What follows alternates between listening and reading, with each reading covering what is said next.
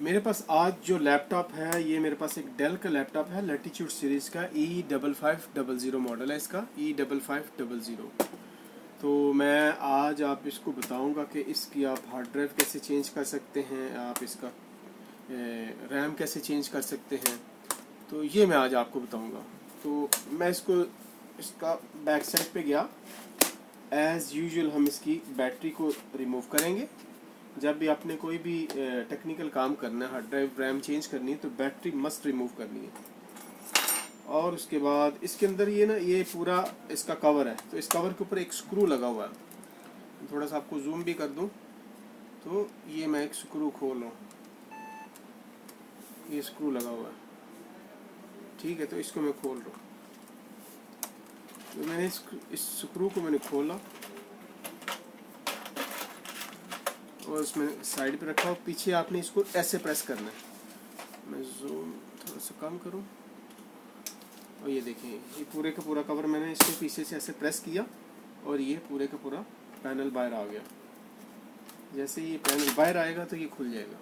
इसके अंदर आप देख सकते हैं कि रैम भी लगी हुई है, हार्ड ड्राइव भी लगी हुई है। तो हम बारी बारी दोनों को खोल सकते हैं। रैम को मैंने पहले भी बताया था कि क्यों खोलते हैं, कि आपने विंडो 10 कर ली है, ये सिस्टम स्लो हो रहा है, 2 GB रैम लगी है तो आप उसको 4 GB कर दें, 4 GB रैम लगी है तो आप इसको 8 GB कर सकते हैं। डिपेंड ऑन द लैपटॉप, आपका लैपटॉप का मॉडल कौन सा कि वो सपोर्ट करता भी है कि नहीं करता। तो इसलिए लेट्स से मेरे पास अभी ये जो 4 GB की रैम लगी है तो मैं इसको 8 GB कर सकता हूँ और इसमें हम विंडो 8 करके आसानी के साथ इसको चला सकता हूँ। मेरे पास ये दोबारा ये सारी की सारी इधर रैमें पड़ी हुई हैं, काफ़ी रैमें पड़ी हुई हैं। तो इनमें से आप जो है 4 GB और 4 GB निकाल के आप इसको 8 GB कर सकते हैं। तो ये मेरे पास ऐसे दोबारा हम इसको वापस लगा के इसका डिस्प्ले चेक कर सकते हैं। तो मैं इसको इस रैम को मैं लगा रहा हूँ, ये मैंने इसको फिल किया और ये मैंने दूसरी स्लॉट के अंदर ये दूसरी रैम को मैंने स्लाइटली मैंने पुश कर दिया। और दूसरे ही इसके साथ मेरे पास ये हार्ड ड्राइव लगी है। तो मैं ज़रा इसके खोलने की कोशिश कर रहा हूँ,